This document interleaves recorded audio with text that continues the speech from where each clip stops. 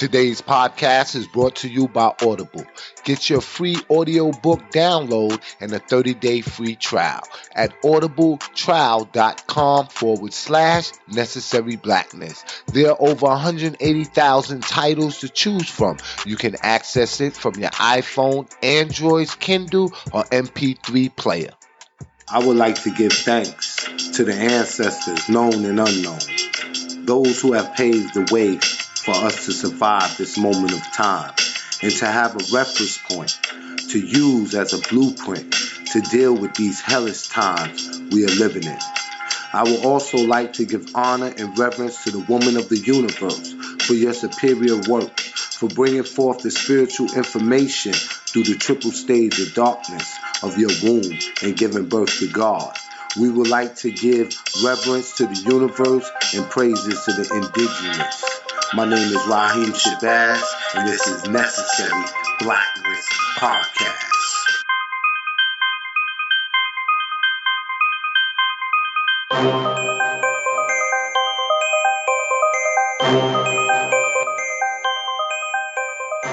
Necessary Blackness Podcast, every Wednesday at 6 p.m. with award-winning journalist and filmmaker Raheem Shabazz.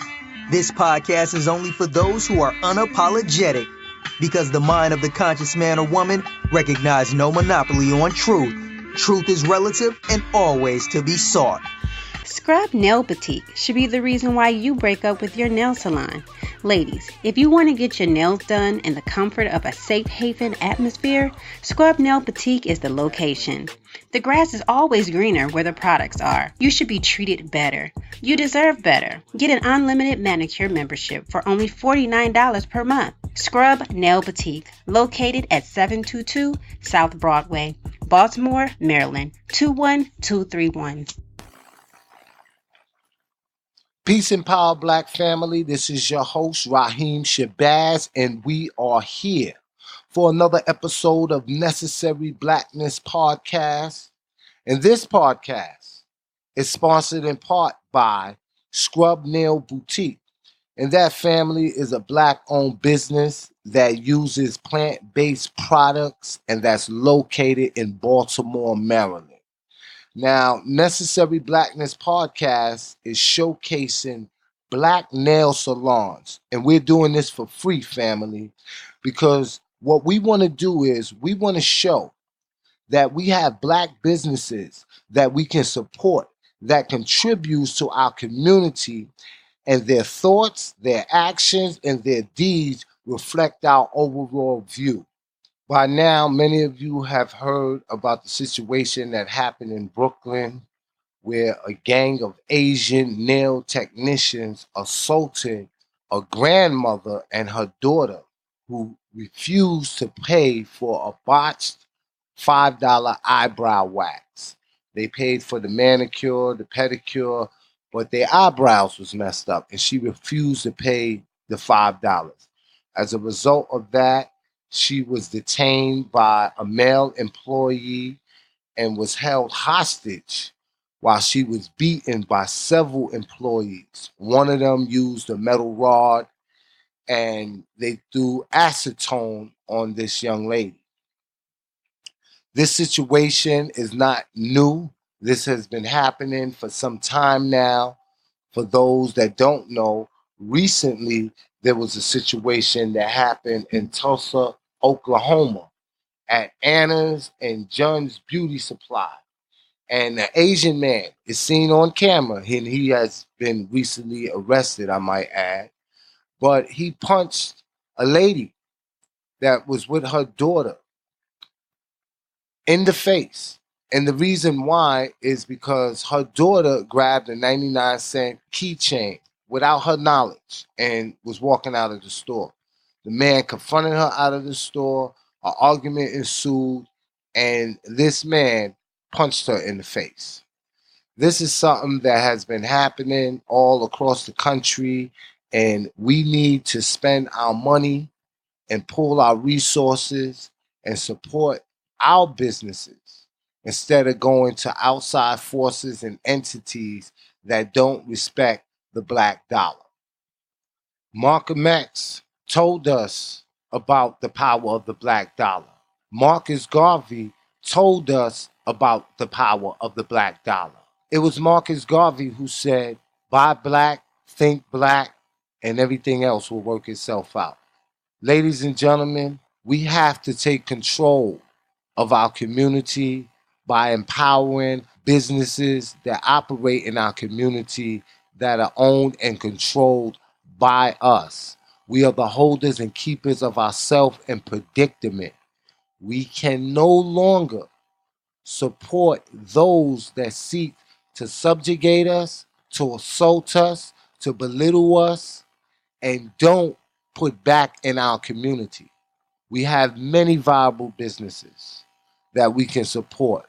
But before we do any of that, the first thing we're going to have to do is to debunk the false narrative that black businesses equal bad and poor service. If you go back, family, between the year of 1940 and 1950, you will see that the black poverty rate fell by 40%. Blacks at that time, which was during the Jim Crow era, they had a higher rate of income than whites. And this happened because back then they had more black-owned businesses, black-owned banks, stores, cars dealerships, black real estate companies that rented properties to blacks. The money was pooled and stayed within the community. It wasn't only until integration came along in the 1960s that we began to spend our money outside of our community. More of our people was employed and worked for themselves or either worked for a black business.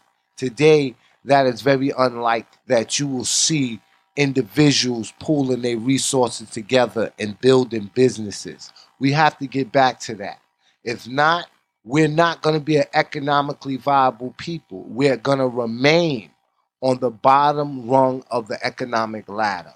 And that is going to be done from several entities and outside forces that seeks to capitalize on our $1.3 trillion spending power. So what are you saying, Raheem? Are you saying that we should not do business with Asians? We should not do business with whites or other ethnic groups? Absolutely not. We should do business with anybody that respects our dollar. If we own a business and they want to patronize it, by all means, allow them to patronize it. What you got to understand is, in order to put out fires, you got to deal with the people who own the water. And right now, they own the money.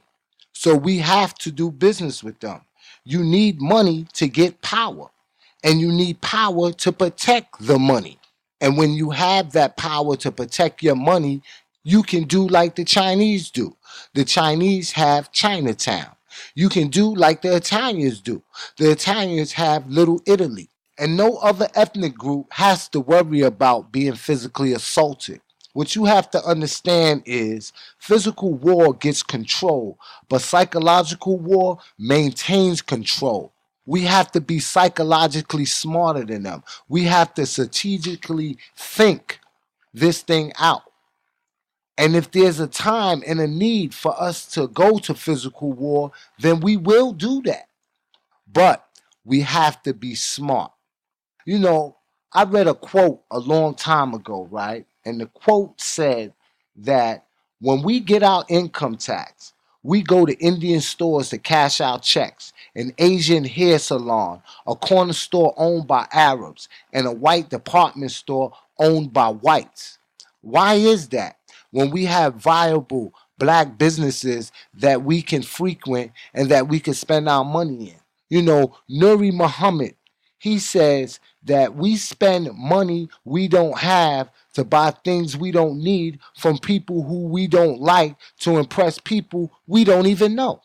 We gotta be more smart. We gotta be more strategic. Now, I don't know if many of y'all are following me on Facebook. If you are, then you already know a lot of the things that I post. I get up under a lot of people's skin. I got a lot of white trolls on there. I got a lot of black handkerchief head Negroes on there. If you're not following me, go to Facebook and you can follow me at Raheem Shabazz. You can also catch me on Instagram. You also catch me on Twitter, and my handle's at Raheem Shabazz. I'm going to go to a quick commercial break real quick. And when I come back, I'm going to read you some of the comments that I've been receiving from black people. And some of them are white too. But specifically, we're going to focus on our people.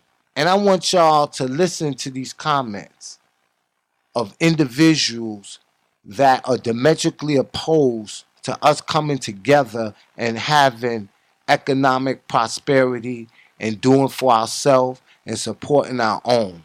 Stay tuned, family. This is Necessary Blackness Podcast, and I am your host, Raheem Shabazz. Yo, check out the award-winning docuseries Elementary Genocide. This docuseries provides a critical expose of mass incarceration, the war on drugs, and the connection between slavery, capitalism, and the prison industrial complex. This docuseries features Dr. Umar Johnson, Dr. Boyce Watkins, Dr. Francis Cress Welsing, Killer Mike, David Banner, Professor James Small, Kaba Kamene, and so many other people. Check out Elementary Genocide, the School to Prison Pipeline, Elementary Genocide 2, the Board of Education versus the Board of Incarceration, and the latest installment, Elementary Genocide 3, the Academic Holocaust. It's all available now at elementarygenocide.com. Tune in for the drop. I am Dr. Kira Taylor, and when I'm tired of listening to fake news, I will listen to some real news, and I will check into the Necessary Blackness Podcast with my friend Raheem Shabazz. Raheem Shabazz is one of my guys from way back, and you're now listening to his show, Necessary Blackness Podcast. Stay tuned. This is Akua of Cultivated Roots Media, and I choose to tune into Necessary Blackness because staying connected to my blackness is very necessary. Yo, that's what I'm talking about, man. You'll hear it here first. Now our feature presentation. Peace and power, black family. This is your host, Raheem Shabazz, and we are back from our quick commercial break. And for those that are just joining us, today's topic is when boycotting is not enough. That's right, family. We have to do more than boycott. But what I want to do real quickly, I want to read a couple of posts that was, they comments that was under my post on Facebook in regards to the situation that happened at the Asian nail salon. And this post, I keep saying post, but this comment is from a sister. And this is what she said. She said, I know people don't like the devil's advocate, but in order to have a successful business, you have to compete in prices. How do you think Walmart came in and crushed all the mom and pop store? Local or not, black or white, who cares? It's all about green. Loyalty has no color. Now, this post was by a sister that didn't see the fact that another sister was assaulted in a beauty salon, in the community in which she lived, in the community in which she paid taxes. But worse than that, family, you have other posts, and I'm not going to read all of them, but there's individuals saying that that elderly lady and her daughter and her granddaughter deserve every hit and lick that they got because they should have known better. They should have never walked their black ass, and that's their words, into that beauty salon. Let me tell you something. There was a time when I didn't have the knowledge of self. There was a time you didn't have the knowledge of self. And those that are said person of that ability, it's up to us to inform our people. Some of them is going to get it. Some of them is not going to get it. And it might take tragic incidents like this to happen in order for that elderly lady, that young lady, to get the facts of what we are dealing with. And that we got to shop and support our own. You don't ostracize and criticize those that don't know better. Because when they know better, they do better. And it's a shame that we are even dealing with this. But I want to give a shout out to those sisters And I said sisters because I watched the video, and they are the ones that's down there that's holding the line and that's protesting. And it's been over 7 days now that store has been shut down. And they had a councilman come out there and speak on behalf of the community. So they're not just asking for individuals to boycott. They're having councilmen, they had a senator, and his name is Jesse Hamilton. And he came out and spoke. And there was another individual that was supposed to come, and he keeps saying that he's going to come, and he hasn't came out. Never addressed the community. But guess what? He's up for re-election. And they are calling him out. And they're going to make sure that he don't get re-elected again. And this is a black senator. So that's what we have to do. We have to hold their feet to the fire. Those that say they represent us and those that we put in the office. No longer can we just have black faces in high places. We got to have black faces that represent our interests. So what we're going to do right now, I'm going to play y'all a clip just to let y'all hear what's going on out there. Because it's bigger than a protest. The protest already shut the store down. How long it's going to be shut down, that remains to be seen. But they are putting into place mechanism so that black beauty salons and other black businesses are going to be open, that they're going to thrive in the community. And this is a wake-up call. It ain't just about a boycott. It's about building businesses. It's about building structure. And it's always about accountability. Because we have to let them know that black folks are not pro-position on the capacity to forgive. We will not forgive, and we will never forget. So with that said, I'm going to go to this clip and let y'all hear from the front lines, those sisters that are actively out there fighting for freedom, justice, and equality and trying to liberate us as a people. So this is me again here. I am on Flatbush Avenue between Church and Winthrop. I am with a bunch of community members. I'm going to turn this way so we can see the community members. We're in front of this establishment right here that has been shut down for, I guess I would say, about a week now. So we're here this evening in the rain once again, seeking justice for Christina. We also want answers from our elected officials. Last evening I did come outside around 9:30, between 9:30 and 10 p.m. and did have the opportunity to have a direct conversation, I guess you would say, with our New York State Senator Jesse Hamilton.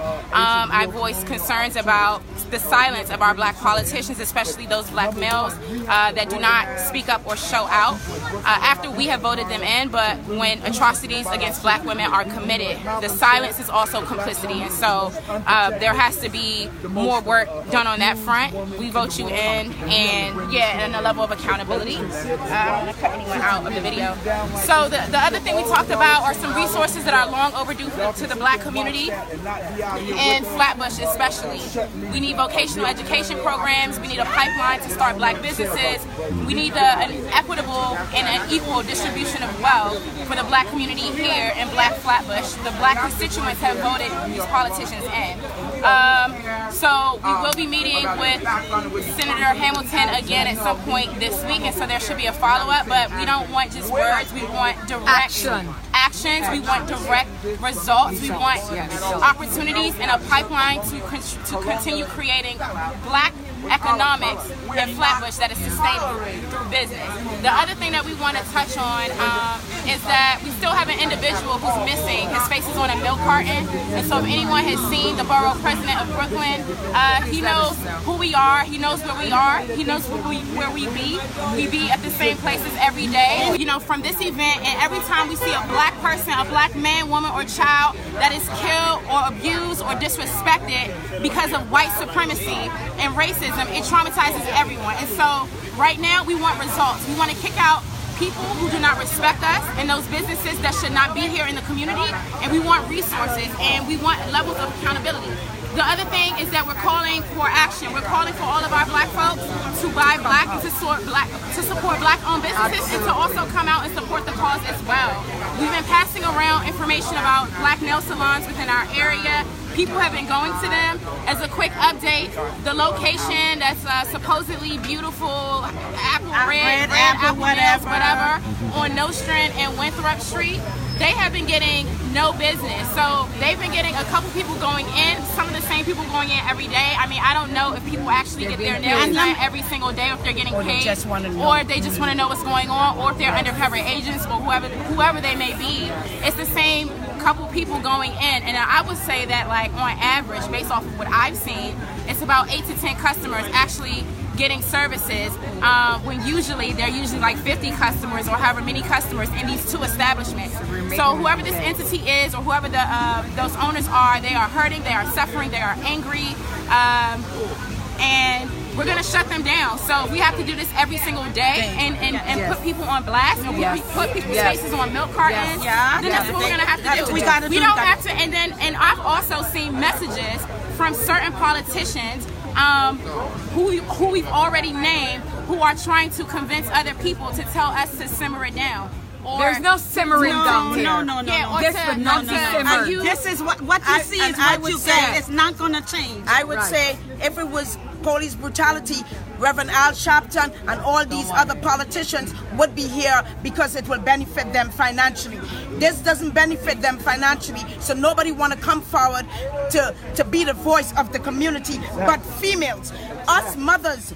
And we are the ones every day in the rain or shine, and these are the faces you see that make changes in this community. Every I day. no longer live in this community. However, I lived on Martins 30-some years ago. I had a child that was born on Martins 30-some years ago. So this is my home. I worked just across the street many years ago. So this is my old stomping ground. So what I'm going to say right now to the District Attorney Eric Gonzalez, what I'm going to say to the so-called Borough President of Brooklyn, Eric Adams, you can come out here and show your face.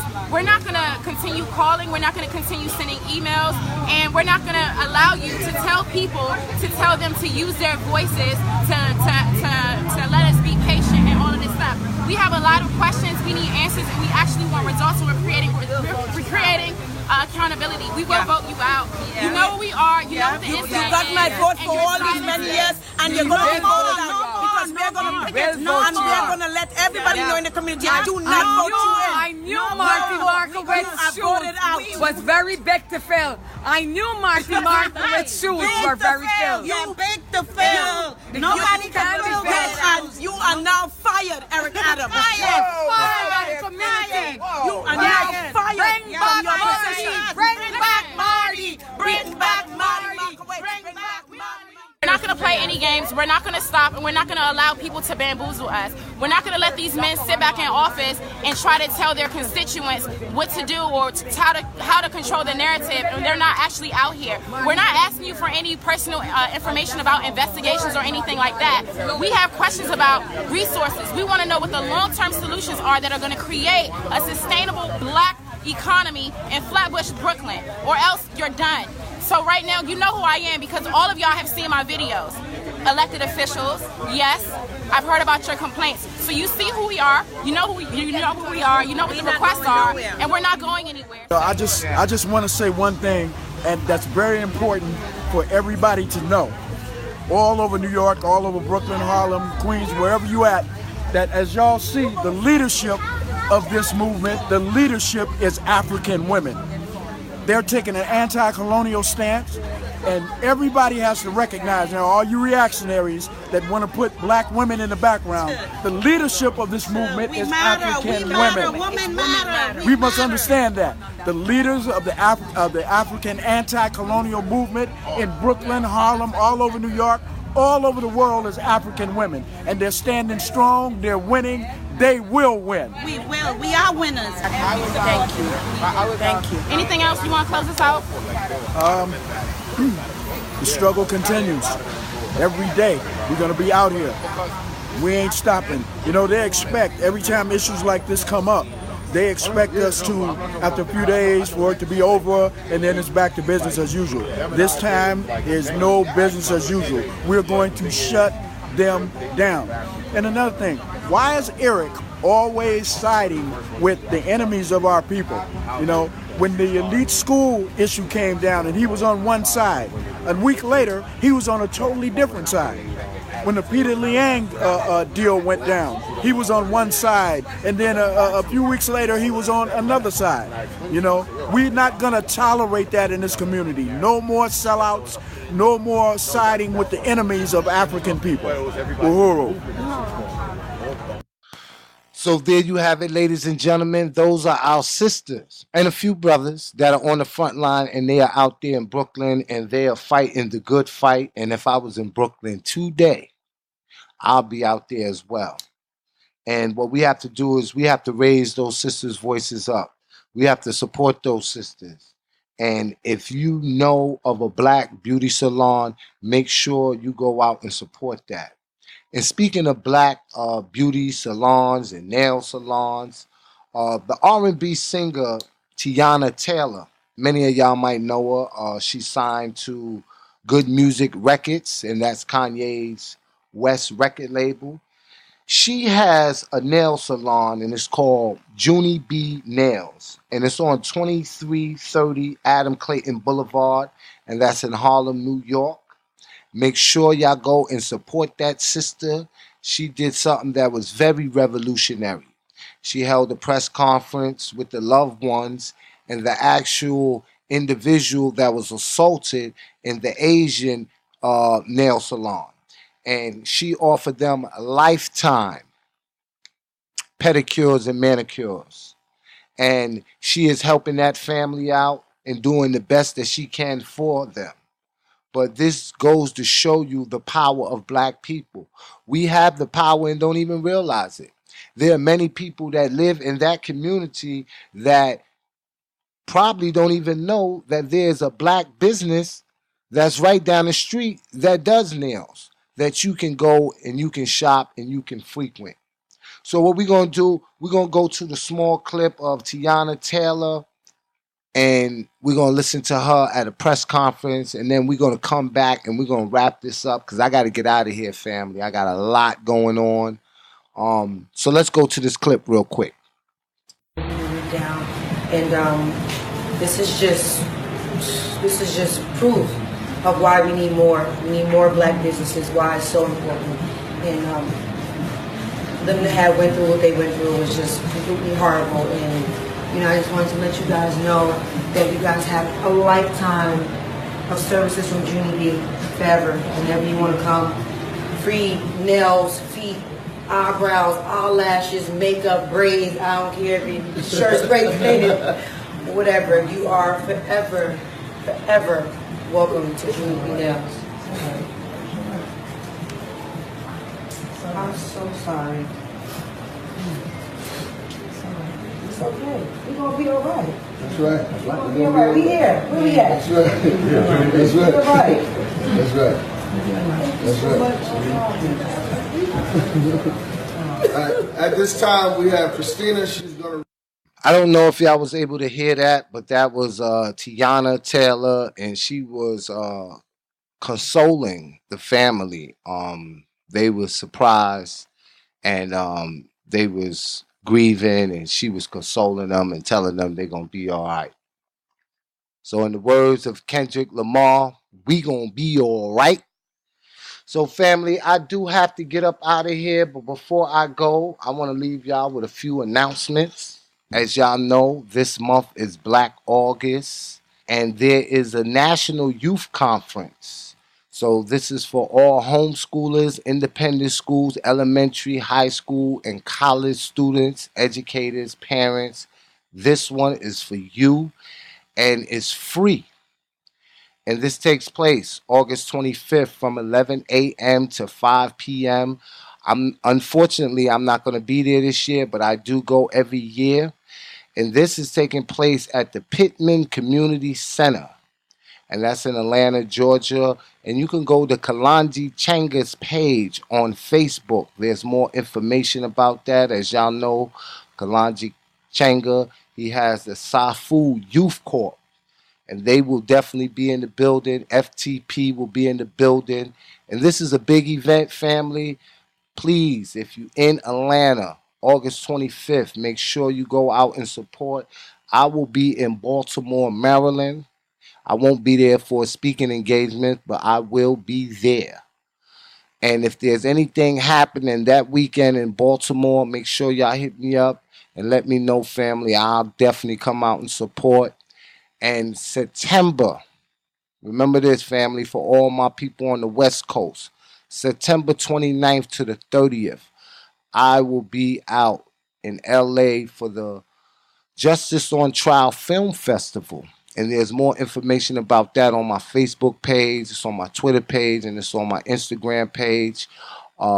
Elementary Genocide 3 Academic Holocaust has been selected for a screening at that film festival. I also will be there giving a lecture in 2014. For those that have been following me since then, we were selected for the first documentary, Elementary Genocide, School to Prison Pipeline, and it was packed. That one was done in Long Beach. This one is done at a different location. That was done at Long Beach State University.